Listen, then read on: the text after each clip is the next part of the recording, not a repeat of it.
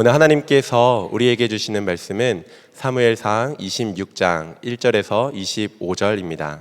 봉독은 1절에서 2절, 7절에서 12절, 24절에서 25절만 하도록 하겠습니다.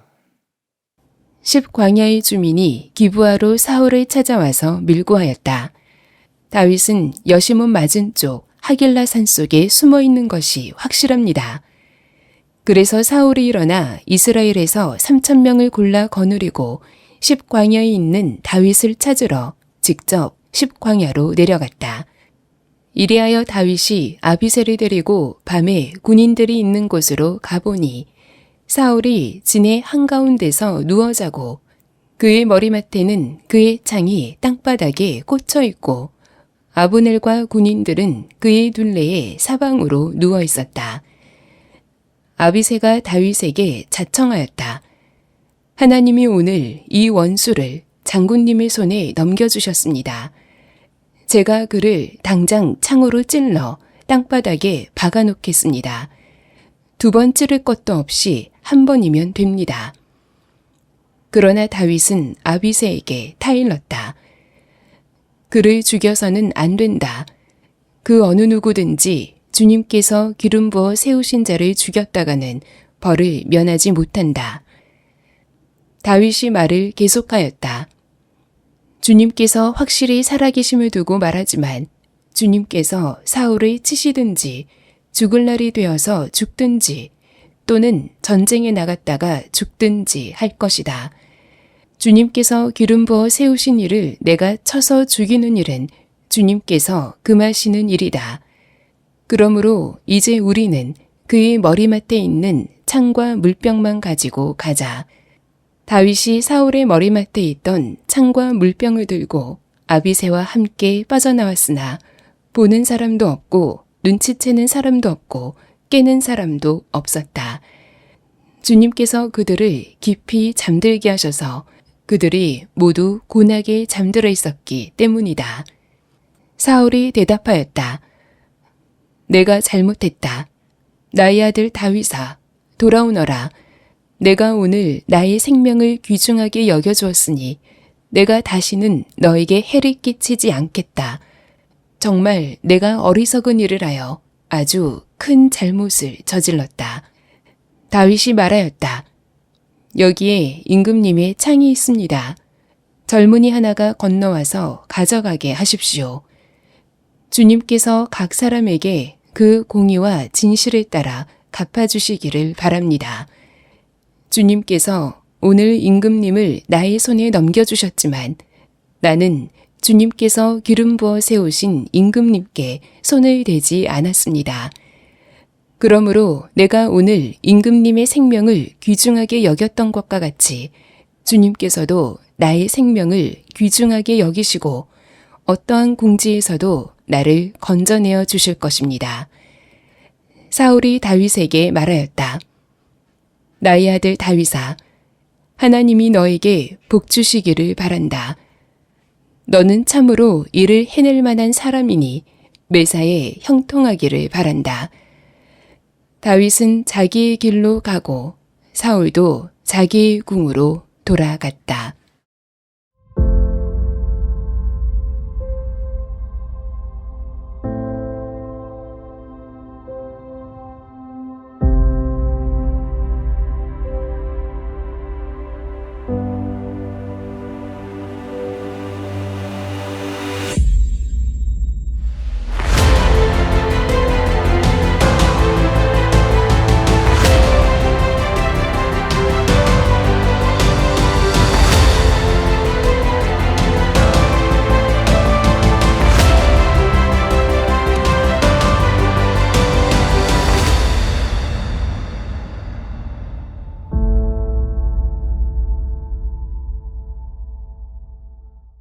얼마 전에 수학 능력 시험이 있었습니다. 수능.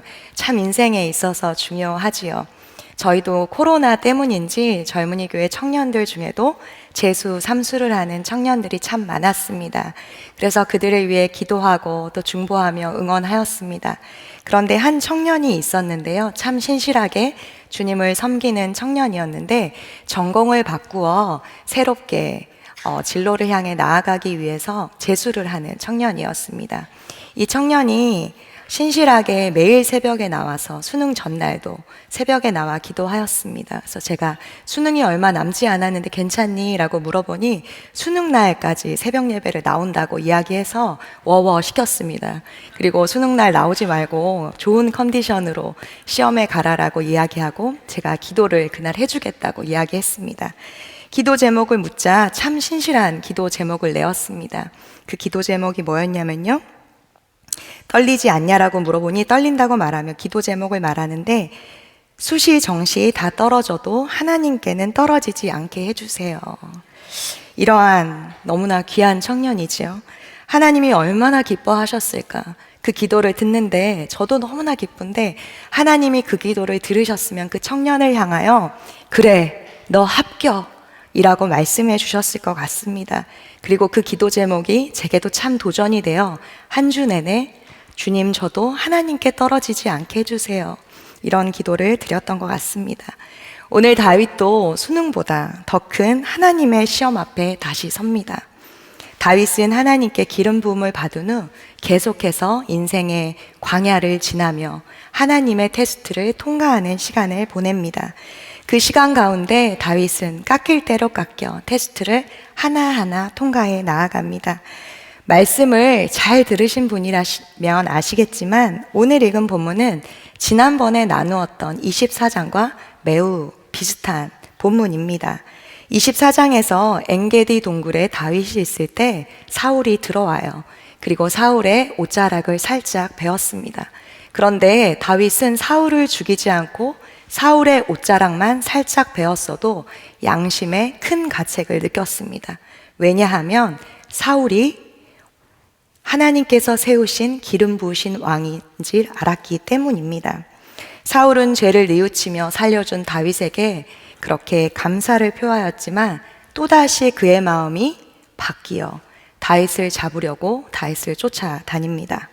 오늘 26장은 10사람이 기브아에 있는 사울에게 그렇게 사울에게 다윗의 위치를 알려주었고 기다렸다는 듯이 사울은 다윗을 잡으러 갑니다. 사울은 다윗을 잡기 위해 진을 쳤고 이 사실을 안 다윗은 사울의 진영을 계속해서 보다가 밤에 그의 신하 아비새와 함께 그 진영으로 갑니다. 무슨 이유로 다시 그 진영에 들어갔는지 성경은 분명하게 말하고 있지는 않지만 사울이 그 진영으로 들어갔을 때 다윗이 그 진영으로 들어갔을 때 사울과 그의 부하들은 모두 알아차리지 못합니다. 7절입니다. 제가 읽겠습니다. 이리하여 다윗이 아비새를 데리고 밤에 군인들이 있는 곳으로 가보니 사울이 진의 한가운데서 누워 자고 그의 머리맡에는 그의 창이 땅바닥에 꽂혀 있고 아브넬과 군인들은 그의 둘레에 사방으로 누워 있었다. 다윗에게 다시 기가 막힌 기회가 왔습니다. 지난번과 동일한 상황을 만난 것입니다. 한밤중에 사울의 진영으로 잠입하여 그를 죽일 수 있는 기회. 그 진영에 3,000명의 군사들은 깊은 잠에 빠져 있었다라고 이야기를 합니다. 이때 사울의 창은 그의 자고 있는 머리맡 위에 꽂혀 있었고 사울의 군대 장관인 아브넬까지도 깊은 잠에 들어 있었습니다. 다윗의 부하인 아비새는 다윗에게 하나님께서 원수를 다윗의 손에 붙이신 거라고 그렇게 이야기합니다. 그럴만 하잖아요, 상황이. 그냥 보면 그의 말이 꼭 맞는 말인 것 같습니다. 지난번에도 그렇게 살려주었는데 또다시 왔으니 얼마나 이것이 맞는 말입니까? 하나님이 기회를 주셨다는 거예요. 지난번보다 더 죽이기에 좋은 상황, 모두가 잠들어 있는 이런 상황이에요. 이전에 한번 용서까지 해주었는데 또 다윗을 잡으러 왔으니 할 만큼 한 거 아닙니까? 그런데 우리가 알아야 될 것은 우리 믿는 사람은 세상에서 말하는 합리적인 삶을 살아가는 것이 아니라 말씀에서 말하는 합당한 삶을 살아가는 삶인 것입니다. 이것은 이전보다 더 심화된 하나님의 시험이었습니다. 사울의 진영에 모두가 잠들어 있었지만 하나님은 깨어 다윗을 집중하고 계셨기 때문입니다. 예전에 제가 선교를 갈 때의 일이었습니다. 이제 대학을 막 졸업하고 23, 24 이때에 선교를 가야 했기에 필요한 모든 재정이 없었습니다. 제가 하나님께서 부르셨고 하나님의 일을 한다고 하면 모든 재정과 모든 길이 확확 열릴 줄 알았습니다. 그런데 처음부터 난관에 부딪혔습니다. 비행기 티켓이며 여러 가지 초기 정착에 필요한 금액이 있었습니다. 아무리 기도해도 그 재정은 채워지지 않았습니다. 그래서 이렇게는 안 되겠다라는 생각에 제가 교회가 기도하기 시작했습니다. 그런데 앉자마자 그 서름이 폭발을 해서 저도 모르게 이렇게 막 화를 내면서 하나님께 기도하고 있는 거예요. 하나님, 저 조차고 선교 가는 거예요. 제가 간다고 했어요. 주무시고 계세요? 졸고 계세요? 뭐라고 말 좀 해보세요. 이렇게 정말 말도 안 되는 기도를 했습니다. 그리고 본당을 나오는데 저를 모르고 제 상황도 모르고 제 기도를 듣지 않으셨던 목사님인데 평일 낮에 기도하러 온 눈물 가득한 청년이 너무 귀해 보이셨던 것 같아요. 기도 내용을 모르시니까요.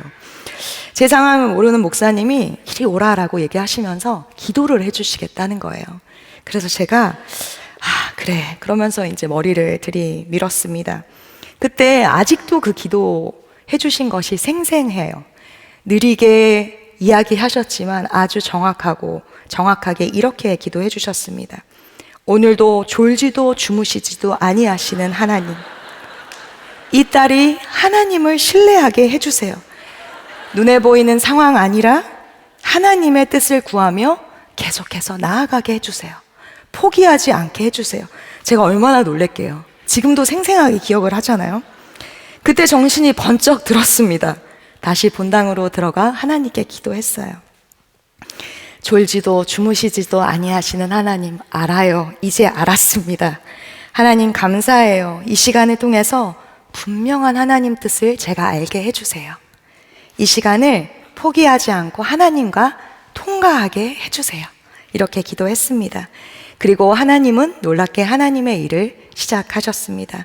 그 시간을 통해 선교에 가기 전 하나님을 신뢰하는 법을 가르치셔서 선교를 가서도 하나님과 동행하는 삶이 어떠한 삶인지 그렇게 섬기고 돌아왔습니다. 다윗은 모두가 잠든 그때에 그를 보고 계신 하나님 앞에 그 상황을 올려드립니다. 그런데 고민하는 이 다윗을 보며 아비새는 하나님께서 기회를 주셨으니 왕은 가만히 있으세요. 왕께서 말씀만 해주시면 제가 한 번에 사울을 처치하겠습니다 라고 이야기합니다. 지난번에 다윗이 하나님께서 사울을 기름 부으셨기 때문에 고민하는 모습을 보며 자신이 죽이겠다고 말하는 겁니다. 그것을 기억하고요. 얼마나 충성스러운 신하입니까? 이 상황에 다윗이 아무 말 하지 않고 눈 한 번 감고 손 한 번 까딱하면 끝날 일이에요. 이제 광야에서 그 도망자의 삶이 끝나고 왕으로서의 삶이 시작되는 그러한 타이밍입니다. 사울이 자고 있는 이 상황보다 저는 말씀을 묵상하는데 아비새의 이 말에 다윗은 더 흔들리고 힘이 들었을 것 같아요. 나를 가장 사랑하는 가까운 사람들의 이야기에 흔들릴 때가 있습니다. 하나님의 뜻이 어디에 있는지 알아요. 그 길을 기도하며 묵묵히 계속해서 걸어갑니다.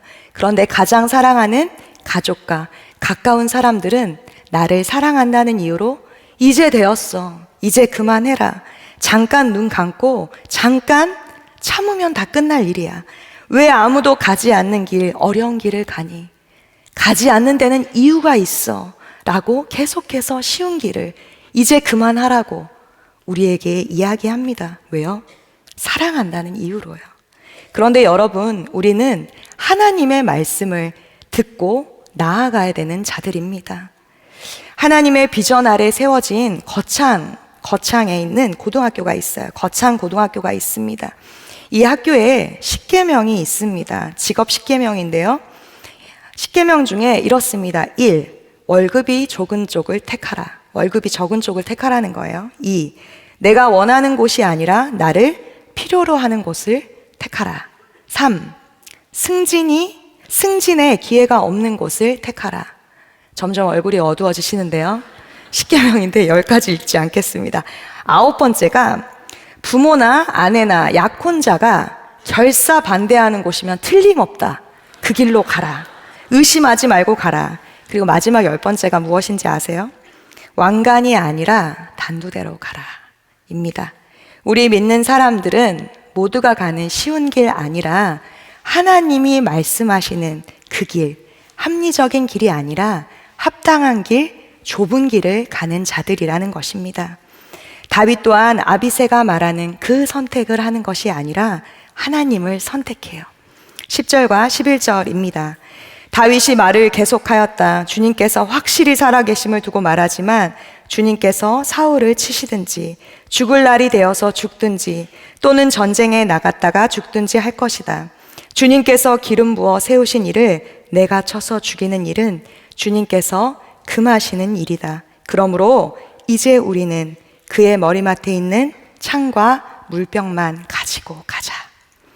24장에 다윗은 하나님이 주신 기회지만 내가 사울을 죽이지 않고 내가 사울의 옷자락만 잘랐다고 이야기하지만 그 이야기의 주체가 자신이었다면 이제는 이 26장에서 하나님께서 기름 부으신 자를 죽일 수 없다고 이야기하며 그 주체를 하나님께, 주도권을 하나님께 올려드립니다.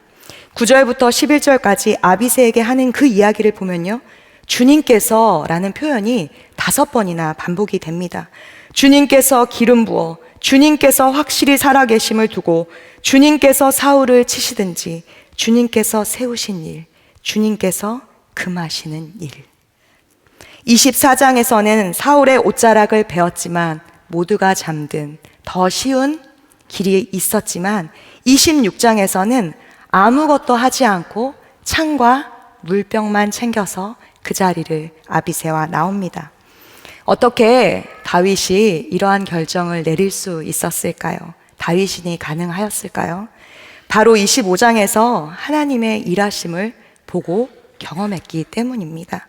25장에 어리석은 자 나발의 도발로 인하여서 평생을 쫓아다녔던 사울을 용서한 다윗이었지만 잠깐에 있을 그 나발의 사건으로 분노로 많은 사람을 죽일 뻔하였습니다. 그러나 하나님은 지혜로운 여인 아비가일을 사용하셔서 그 일들을 막아주십니다. 그리고 아비가일의 그 지혜로운 이야기를 듣고 다윗은 자신의 정체성을 깨닫고 그의 삶에 하나님이 누구신지 정확하게 아는 은혜가 임합니다. 그리고 다윗이 분노의 칼을 내려놓고 그가 하고자 하는 모든 것을 내려놓고 하나님의 그 섭리하심, 하나님의 일하심을 의지하였을 때 아비가일의 말대로 하나님은 하나님의 방법으로 나발을 처리하심을 보게 되었습니다. 그때 다윗은 하나님의 일하심, 생명이 하나님께 있음을 경험하였습니다. 그리고 자신이 가지고 있던 주도권을 모두 하나님께 드린 것입니다.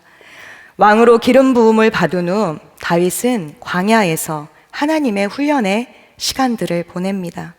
신학자들은 하나님께서 다윗이 광야 생활을 하며 광야 생활 이전에 의지하였던 5가지 인생의 버팀목을 없앴다고 말합니다.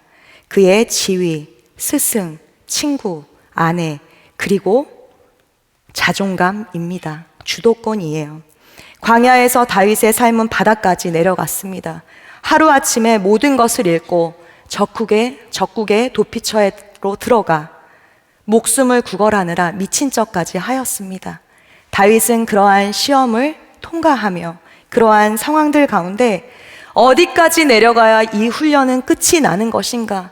언제까지 해야 이 훈련은 마무리가 되는 것인가? 묻고 또 물었을 것입니다. 다윗은 광야의 수많은 테스트 앞에 그를 죽이려고 하는 것이 사울이 아니라 하나님이심을 알았습니다. 이 광야의 시험의 출제자의 의도를 정확히 알아가요. 이는 많은 문제들 앞에 사울을 죽일래 살릴래의 문제가 아니라 하나님께서 다윗에게 너의 힘으로 살래 아니면 나의 힘으로 살래 라고 말씀하시는 하나님의 마음 말입니다. 시험을 볼 때 출제자의 의도를 정확히 파악해야 그 시험을 풀 수 있습니다. 그에 맞는 답을 쓸 수 있는 거예요. 사랑하는 여러분, 여러분의 인생의 시험지에 무엇을 쓰고 계십니까?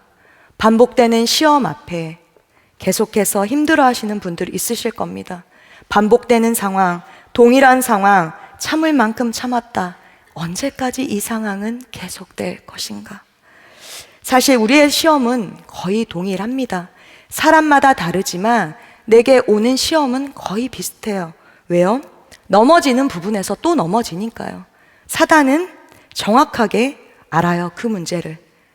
자녀 문제, 남편의 문제, 가정의 문제, 직장의 문제, 끊임없이 반복되는 시험 앞에 어떻게 해야 될지 모를 때가 많아요.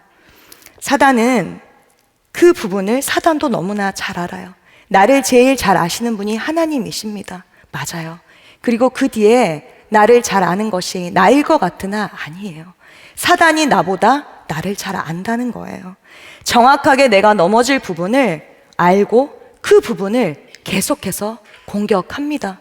넘어진 부분에 계속해서 넘어져요. 그리고 사단은 그 넘어지는 문제 앞에 문제와 상황만을 바라보게 합니다. 출제자의 의도를 모르게 눈을 가려버려요. 그리고 넘어지게 합니다.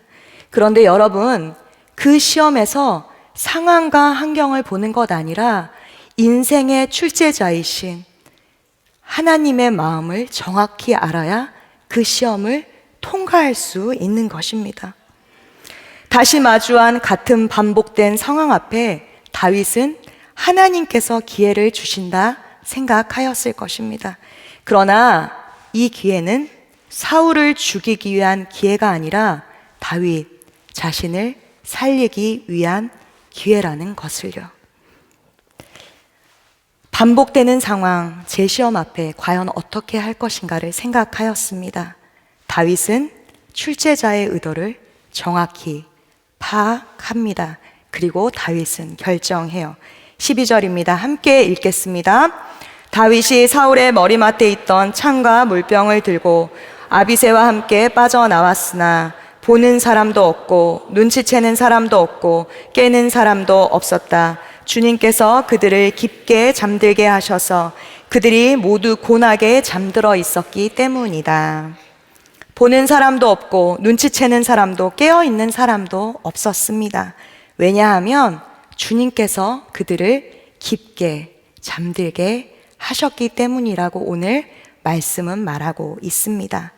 다윗이 자신의 주도권을 하나님께 드렸을 때 하나님이 이 일을 하셨다고 성경은 말하고 있어요. 드디어 주님의 존재가 드러납니다. 나의 주도권을 내려놓을 때 하나님의 일하심이 우리의 삶 가운데 분명하게 나타나는 것입니다. 다윗은 모두가 기회라고 말하는 그 순간, 그 상황에 하나님을 바라봄으로 이전과 다른 판단을 내렸습니다. 그는 이것을 테스트로 여기고 통과합니다. 이때 하나님의 마음이 어떠셨을까? 제가 말씀을 준비하며 그 마음을 묻는데 가슴이 뛰더라고요. 하나님이 이렇게 말씀하셨을 것 같아요. 다윗, 이제 되었다. 너 합격. 이라며 하나님이 기뻐하셨을 것 같아요. 예전에 어떤 드라마의 대사가 참 멋지다는 생각이 들었습니다. 그 대사가요, 그 사람이 선택하는 것이 결국 그 사람이다 라는 대사였어요. 멋지지 않나요? 다윗은 하나님을 선택합니다. 이 선택이 다윗을 하나님의 마음에 합한 사람, 다윗으로 만들었습니다. 우리는 인생에 있어서 반복되는 상황 앞에 그럴듯한 아비새의 말로 또 자의적으로 합리화하며 내 삶뿐 아니라 하나님과 교회, 이 시대에 맞서 싸우려고 합니다. 그럴 때 하나님께서 분명하게 우리 가운데 말씀하심을 들어야 합니다. 멈춰라! 너에겐 그러한 권리가 없다.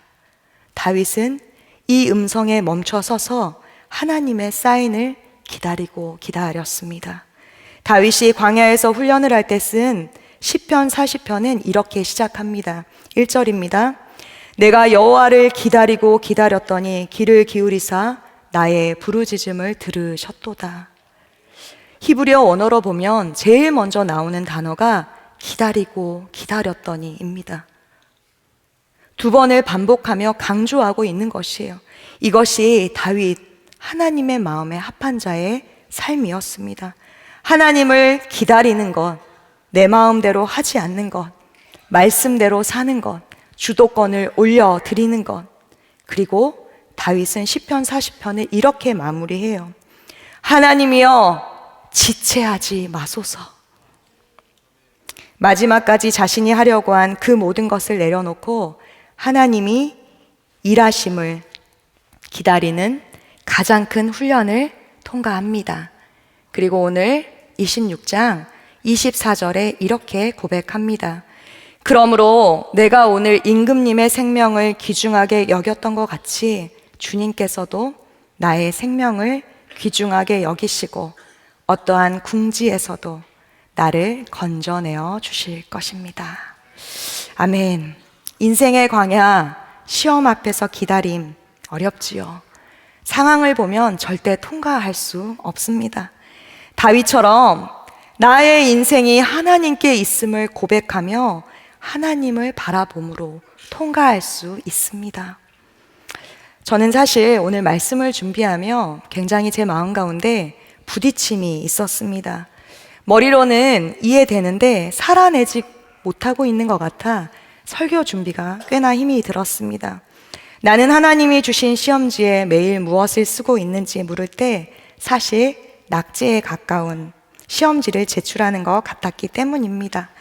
끊임없이 넘어지는 문제 앞에 하나님 앞에 그 시험지를 가지고 나아가지만 여전히 부족한 것 뿐이에요. 매일 동일한 문제를 내가 원하는 답을 쓰든지 아니면 아무것도 쓰지 않은 채 하나님께 그렇게 제출할 때가 많아서 과연 이런 내가 설교를 할 수 있을까 하는 생각도 들었습니다. 그 문제를 가지고 하나님 앞에 올려드리며 씨름할 때 예전에 들었던 한 간증이 생각이 났어요. 바로 아세안 연합 신학대학의 이한영 교수님과 그 딸의 이야기였습니다. 이야기는 이래요. 이한영 교수님의 딸이 학교를 다니는데 어느 날 성적표가 집으로 옵니다. 그런데 성적표를 봤더니 F인 거예요. 부모님이 얼마나 놀랬겠어요? 순간 잘못 온 줄 알고 이 이한영 교수님이 학교로 전화를 합니다. 이 F 점수가 과연 맞는 것이냐? 학교에서는 맞다고 해요. 참으로한 마음으로 이한영 교수님과 그 아내분이 이 교회에 이제 주일이 돼서 예배를 드리러 갔는데 그렇게 아내 되시는 분이 옆에서 울더라는 거예요. 예배 후에 왜 우냐? 딸이 시험을 못 본 것이 F를 맞은 것이 그렇게 속상할 일이냐라고 물으니 그 아내분이 이렇게 말했다고 해요. 거짓말을 해서 울어요. 무슨 거짓말이냐고 묻자 계속해서 나는 딸에게 너는 하나님의 딸이야. 그렇게 이야기하면서 속으로는 너는 내 딸이야. 내 딸이니까 성적 잘 받아야 돼. 좋은 대학에 가야 돼. 너는 성공해야 돼. 다 A 맞아야 돼. 속으로는 그렇게 이야기하면서 겉으로는 하나님의 딸이야 라고 말했다며 그렇게 우셨다는 거예요. 이한영 교수님이 그 이야기를 듣고 집으로 돌아와 F 때문에 속상한 딸을 데리고 식당에 갑니다. 안 나가려는 딸을 데리고 식당에를 가세요. 그리고 딸에게 물어요. 아빠가 왜 식당에 데리고 온지 아니? 딸이 왜? 라고 물으니 교수님이 이렇게 이야기를 해요. 펠러브레이트 하려고. 딸이 펠러브레이트이 뭐야? 라고 물으니 교수님이 네가 C를 맞았으면 셀러브레이트 할 텐데 F를 맞았으니 펠러브레이트 하는 거야 라고 이야기를 하세요. 그리고 왜 F를 맞았는지 물어보셨대요. 그런데 시험 때 어떤 일인지 모르게 답안지가 돌았고 자신은 그 답안지를 보지 않고 그냥 아무것도 쓰지 않는 시험지를 정직하게 낸 것입니다. 그리고 F를 맞은 거예요. 정말 그 딸을 축복해 주었어요. 그 이후로 이 딸이 학교에 지원을 했고 이 에세이를 썼는데 제목이 펠러브레이트이에요. 그리고 위에 이야기를 이렇게 썼대요. 결론은 이렇습니다. 이 세상은 정직하게 살 때 실패할 수 있다. 그렇지만 만약에 저를 이 학교에 뽑아주시면 열심히 공부해서 그러한 사람들을 격려해주는 fellow brave 하는 사람이 되겠습니다. 점수가 좀 미달이었는데 합격했다고 합니다. 이 이야기가 생각났어요. 그리고 제가 하나님께 물었어요. 반은 알겠는데 반은 모르겠는 거예요. 하나님, 잘 모르시나 본데요. 저는 정직해서 F를 맞은 게 아닙니다. 그냥 F를 매일 맞아요. 그리고 하나님은 제게 거짓말 하시지 않으시잖아요. 그때 주님이 제 마음 가운데 이런 마음을 주세요. 똑같은 시험지 세상은 다 만점 받아야 된다고 이야기하지. 너도 그렇게 생각하지? 그런데 F 맞아도 돼. 그 시험 어려운지 내가 누구보다 잘 알아. 세상은 시험지에 맞는 답을 쓰라고 하지만 지금처럼 그 시험지를 가지고 나에게 이렇게 매일 나오면 돼. 나와 함께 펠러브레이트 하자 라고 말씀하시는 거예요. 제가 그 새벽 얼마나 울었는지 모릅니다. 말씀을 준비하면서도 매일의 삶 가운데서도 우리는 성적에만, 시험지에만 관심이 있지만 하나님은 내 인생을 주목하시며 내 인생에 관심이 있는 거예요. 그 말씀을 묵상하며 그 다음날 또 기도했습니다. 그리고 한 사건이 또 떠올라왔어요. 그 사건 하나로, 그 간증 하나로 제 마음이 100% 완전해지지 않았다고 생각하셨나 봐요. 은혜로 한 사건이 더 떠올랐는데요. 제가 17살 때 할아버지가 돌아가셨습니다. 제가 어릴 때 조부모님이 키워주셔서 굉장히 각별한 관계인데요. 얼마 전에 고모를 통해서 할아버지가 돌아가시기 전에 했던 이야기를 들었습니다. 할아버지께서 눈을 감으시며 저 멀리서 8살인 찬숙이, 저죠. 8살인 제가 해맑게 시험지 한 장을 가지고 뛰어오는 모습이 그렇게 생각이 난다며 그때가 가장 행복했던 날이었다며 웃으셨다는 거예요.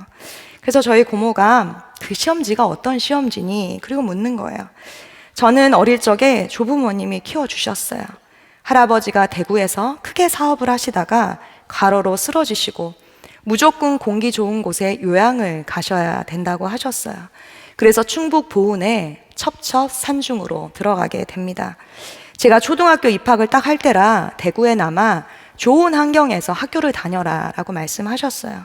그런데 할머니, 할아버지와 떨어지는 것이 너무 싫어서 따라간다고 떼를 썼어요. 그랬더니 할아버지께서 학교도 1시간 이상 걸어야 되고 산 속에 있기 때문에 너가 학교를 가려면 산 2개를 넘어서 1시간을 넘어서 가야 돼. 그 산은 길이 너무 좁아서 차를 타고 다닐 수가 없어. 매일 너를 데려다 줄 수 없어. 내 몸이 약하니까. 라고 물으셨어요. 안 갈 줄 아셨나 봐요. 제가 괜찮아. 나 달리기도 잘하고 다리 튼튼해. 라고 이야기하며 울며 따라가겠다고 했어요.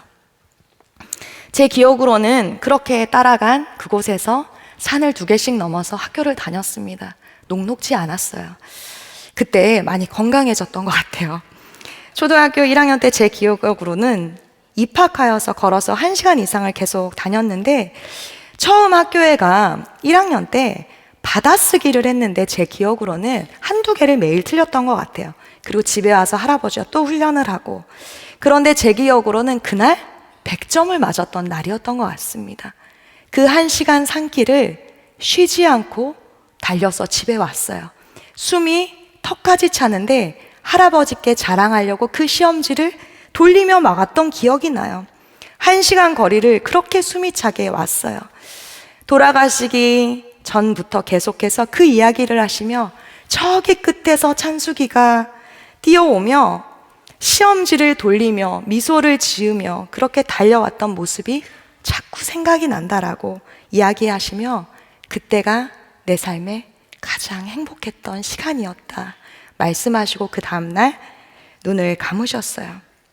그때 할아버지가 제 시험지가 몇 점이었는지 말씀하시지 않으셨어요. 그저 그 시험지를 가지고 달려온 제 모습만 이야기하셨어요. 사랑하는 여러분, 우리 주님의 마음이 이러하실 것 같아요. 나의 인생의 시험지에 무엇을 쓰고 계십니까? 그 시험지를 가지고 주님 앞에 나아가시는 것이 너무나 부끄러우신 분 있으십니까? 하나님이 다윗이 사울이 옷자락만 잘랐을 때 너 50점, 그리고 창과 물병만 가지고 나갈 때 너 100점 이러셨을까요? 저는 아니라는 것입니다. 하나님도 그 시험이 얼마나 어려운지 아세요. 왜요? 그 시험의 출제자이시니까요. 나보다 나를 더 잘 아시니까요. 반복되는 상황, 언제 끝날지 모르는 그 상황에, 그 인생에 우리 하나님이 오늘 우리와 함께 하십니다. 힘을 내라라고 말씀하세요. 너의 인생의 시험지를 나에게 가지고 나오라고, 오늘 내게 가지고 나오라고 말씀하시는 것입니다. 우리의 인생에 눈앞에 벌어지는, 계속해서 넘어지는 상황, 자녀의 문제, 가족의 문제, 직장의 문제, 여러 가지 상황들 앞에 어찌할 바를 모르는 상황 가운데 있으십니까? 그 모든 상황 주님이 알고 계십니다. 그 시험지를 가지고 주님 앞에 오늘 나아갑시다. 다윗이 주님 앞에 주도권을 드려 그 모든 것을 주님 앞에 내어드리며 순종함으로 나아갔듯이, 그 하나님 앞에 다윗처럼 주님께서 행하실 일을 기대하며 우리도 모든 것을 내어드리며 주님이 내 삶의 전부이십니다, 내 삶을 올려드립니다 라고 기도하는 우리가 되었으면 좋겠습니다. 이 시간 그러한 마음으로 함께 기도하기 원합니다. 이 시간 이렇게 기도하겠습니다.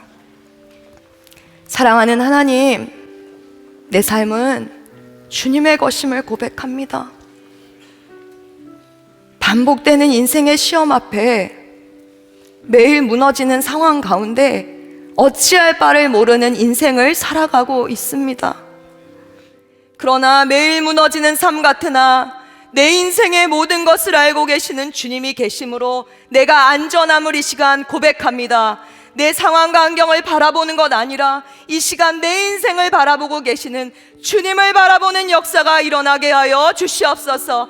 반복되는 상황 속에 나는 오늘도 실패한 가득한 인생의 시험지를 보고 있으나 그 시험지를 내게 가지고 나오라 말씀하시는, 내 인생에 나의 삶에 집중하시는 주님을 바라보는 역사가 일어나게 하여 주시옵소서. 이 시간 주님의 이름 한번 부르시고 함께 기도합니다. 주여, 사랑하는 주님, 이 시간 주의 은혜를 구하며 나아갑니다. 내 삶은 주님의 것임을 고백합니다. 반복되는 인생의 시험 앞에 매일 무너지는 것 같으나 내 인생이 주님의 것입니다. 내 인생이 주의 것입니다. 주님을 바라보는 역사가 일어나게 하소서. 반복되는 상황 속 나는 오늘도 실패하고 하나님, 내 인생에 실패 가득한 인생의 시험지를 보고 있으나 그 시험지를 나에게 가지고 나오라 말씀하시는, 내 인생에 나에게 집중하시는 주님을 더욱 바라보게 하여 주시옵소서. 내 인생이 주님의 것입니다. 내 인생이 주의 계획으로 하나님 움직임을 고백합니다. 임마누엘 하시는 주님을 바라보게 하여 주시옵소서. 주께 올려드리며 감사로 나아갈 수 있도록 기름 부어 주시옵소서. 주 영광 바라보며 주만 따르네. 사랑하는 하나님, 감사합니다. 오늘도 내 삶을 여전히 도우시는 하나님의 은혜를 기억합니다. 매일 넘어지는 반복되는 상황 앞에 어찌할 바를 모르는 삶이나 여전히 하나님이 함께 하심으로 오늘 내가 이 자리에 있음을 고백합니다. 인생의 광야를 건너는 성도님들 특별히 위로하여 주시고 힘을 더하여 주시옵소서. 외롭고 서럽지 않게 하여 주시고 함께 하시는 주님을 바라보게 하여 주시옵소서. 또한 반복되는 인생의 시험 앞에 내 인생의 모든 것을 알고 계시는 주님을 더욱 바라보는 역사가 오늘 일어나게 하여 주시옵소서. 나는 오늘도 실패와 좌절 앞에 그 실패만을 묵상하나 그 실패를 가지고 나에게 나오라 말씀하시는 하나님을 바라봄으로 일어나게 하여 주시옵소서. 더욱 주님을 바라보게 하시고 승리하게 하여 주시옵소서. 내 인생에 나의 어떠함에 있지 않고 주님께 있음을 믿음으로 선포하는 자 되게 하여 주시옵소서. 사랑하는 하나님, 오늘도 열방에서 수고하시는 모든 선교사님들, 또 북한의 성도님들 주께 올려드리며 기도합니다. 그들 가운데 일하여 주시옵소서. 김국기 목사님, 김정우 목사님, 장무성 축사님, 최충길 선교사님 속히 석방되는 역사가 일어나게 하여 주시옵소서. 오늘도 우리 가운데 함께 하셔서 전부를 드리고자 하는 마음으로 10의 1조와 감사헌금과 성교헌금과 구제헌금, 여러 기도의 제목의 헌금들을 드린 손길들을 기쁘게 받으시고 하나님이 원하시는 그곳에 아름답게 사용하여 주시옵소서. 오늘도 우리와 함께 하시는 예수 그리스도의 이름으로 기도합니다. 아멘. 이 시간 우리가 결단함으로, 봉헌함으로 주님 앞에 찬양하겠습니다.